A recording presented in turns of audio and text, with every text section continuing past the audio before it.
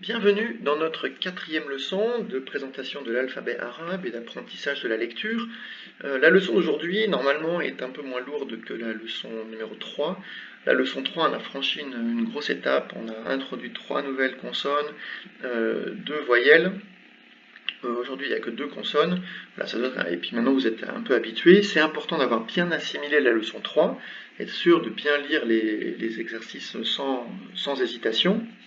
Bien la maîtriser, prenez le temps, et on attaque la leçon 4. Alors la leçon 4, on a 2 consonnes, le dal et le zal. Le dal et le zal. Vous vous rappelez, dans la leçon 1, j'avais écrit le mot Muhammad, le nom du prophète. C'est la dernière des lettres qui composent le nom Muhammad, c'est un dal. Il se prononce comme un D, tout simplement. L'autre, c'est un zal, donc c'est le dal avec un point. Il se prononce comme en anglais this. This. Vous vous rappelez qu'on avait eu dans la deuxième leçon, cette lettre-ci, donc le tha, qui se prononce comme TH, three en anglais. Celle-ci se prononce comme le TH aussi, mais this en anglais. This. Donc celle-là est sourde et celle-là est sonore. Dal, zal. Et on a 2 diacritiques. Alors c'est la voyelle qui s'appelle damma. Voilà, son nom ici, damma, c'est un ou. Bref, donc elle se prononce tout simplement ou. Et exactement comme pour la double fatha, ici c'est une double damma. Alors c'est un petit peu stylisé, mais en fait il faut comprendre ici que c'est 2 damma.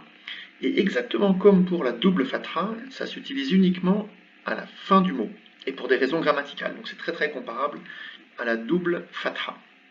Donc vous avez le dal, le zal, la damma simple et la double damma qui se prononce ou, et un. Ah oui, j'ai oublié de le dire, la double damma se prononce un, exactement comme on avait a et an.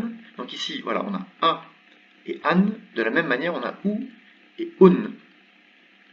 Voilà, donc maintenant vous êtes habitués à la façon de présenter. On va voir les formes de cette lettre dal. Je vous avais déjà dit dans la leçon 1 qu'elle n'est pas connectée à gauche, et donc ça explique que sa forme isolée et sa forme initiale sont les mêmes, puisqu'il n'est pas connecté à gauche. On va le rapprocher un peu comme ça sera plus compréhensible. Et de même, sa forme médiane et sa forme finale sont identiques pour la même raison, parce qu'elle est connectée uniquement à droite et pas à gauche. Et alors ici, dans cette forme-là, il n'y a pas de que, si vous voulez, donc c'est pour ça que la lettre change très peu de forme, sauf qu'elle est connectée à droite, elle ne change quasiment pas de forme entre la forme isolée et les autres formes. Et sans aucune surprise, de la même manière, on a le zal en forme isolée, en forme initiale, en forme médiane et en forme finale. Voilà, tout ça, maintenant vous êtes bien habitués. Je peux rajouter mes voyelles. Alors c'est comme pour donc je peux rajouter une fatha, da. Je peux rajouter une double fatha finale avec sa alif, dan. Je peux rajouter une damma, dou. Et je peux rajouter une double damma finale, dun. Et ici, il n'y a rien d'autre à mettre. Ça suffit comme ça, dun. Donc on a dou et dun. De la même manière ici, aucune différence. Za, zan, zu et zun. Tout ça est tout à fait régulier. On va avoir des exemples. Alors concrètement, qu'est-ce qui se passe quand on a un mot qui... On va commencer par des mots qui commencent par un dal. On va mettre ensuite, par exemple, un B. Donc ici, vous voyez que, qu'est-ce qui se passe? Comme le dal initial n'est pas connecté, on a dit qu'il n'était pas connecté à gauche, on utilise la forme initiale du B. Donc si je continue, mettons, voilà, on peut écrire comme ça. Alors tous ces mots ne veulent absolument rien dire. Enfin, il y a quelques exceptions, mais normalement, ils ne veulent rien dire. Voilà, c'est juste pour pratiquer. Donc ici, par exemple, j'ai dabata. Dabata. Dabata. Si maintenant j'écris comme ça, alors là pour le coup c'est un mot qui veut dire quelque chose, c'est un ours, doub.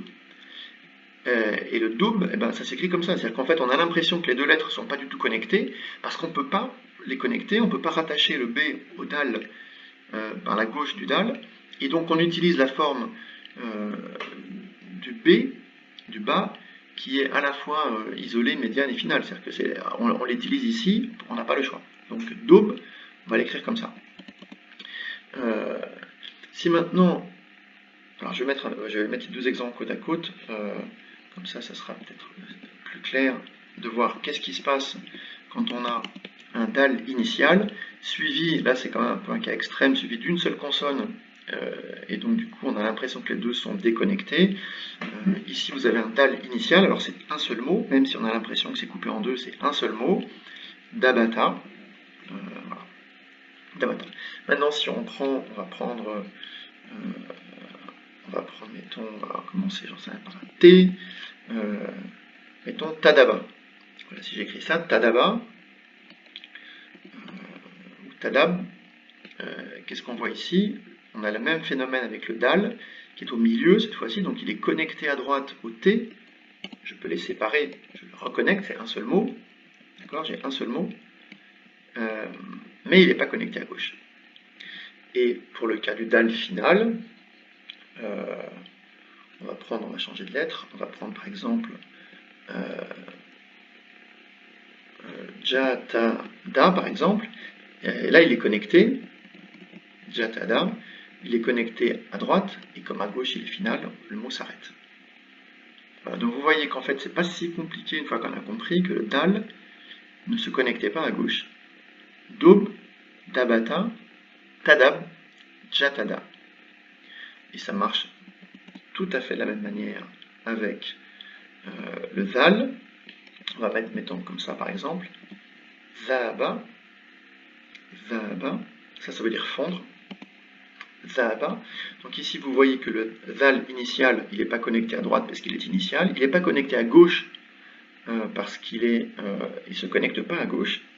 Du coup on utilise la forme initiale du aleph, qui lui non plus ne se connecte pas à gauche, donc on utilise la forme du B, du bas, qui est la forme isolée, puisqu'il est final en même temps. Voilà, tout ça est tout à fait complètement logique, mais il faut rentrer un peu dans un jeu de lettres qui se connectent à droite et qui se connectent à gauche, ou pas. Donc, zahaba. Si maintenant on prend le zal médian, qu'est-ce qu'on pourrait prendre par exemple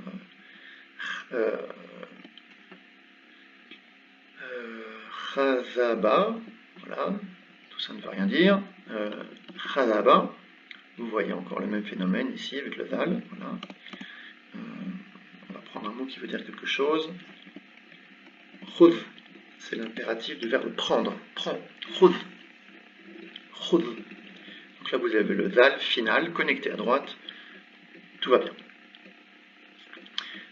J'ai pas montré de cas d'exemple avec le un, la voyelle finale un, donc le dhamma redoublé.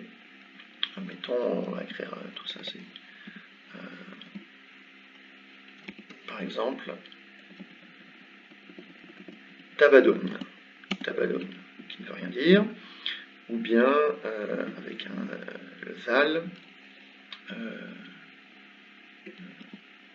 jazun, jazun, donc en finale, il se prononce un, et il n'y a pas d'autres lettres à rajouter pour supporter le un, comme on avait tout à l'heure la leçon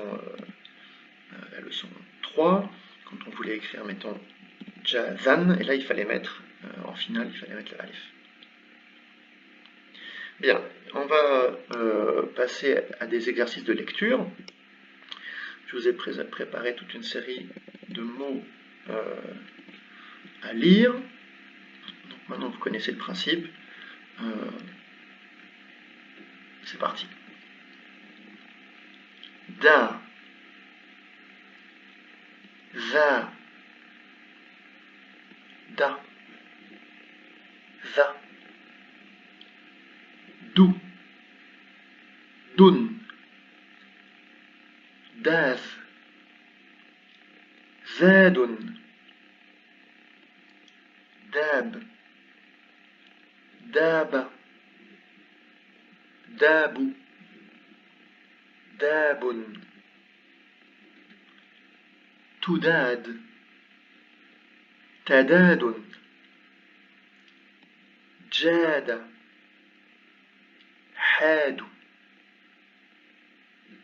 بتاد جحاذ خاذ دادا بجد ثب ذب خذ حجد داجب تتابد دجاج. Celui-là, c'est un mot qui existe, il veut dire poulet. Voilà, bref. Alors, qu'est-ce qu'on a fait aujourd'hui? Deux consonnes, dal, zal, qui ne se rattachent pas à gauche, deux voyelles, le ou et le un. Donc, celui-là, on peut le trouver partout dans le mot, et celui-là seulement en finale. Dal, zal, bamma et double bamma. Donc, on a terminé maintenant toutes ces consonnes ici, et on a terminé ces 4 diacritiques ici.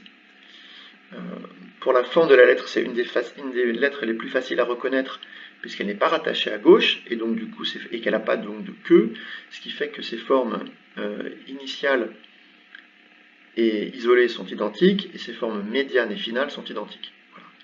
En plus, il n'y a pas trop compliqué de se rappeler de la prononciation. Une fois qu'on a compris que ça c'est da, ça c'est la version interdentale, dal, zal, avec un point en plus. Voilà, c'est pas trop compliqué.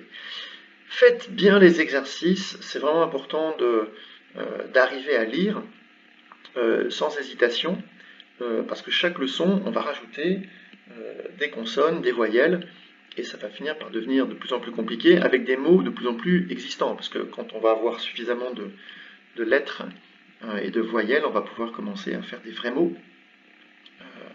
Voilà, donc c'est important de bien l'assimiler, de bien faire l'exercice de lecture pour passer à l'étape suivante.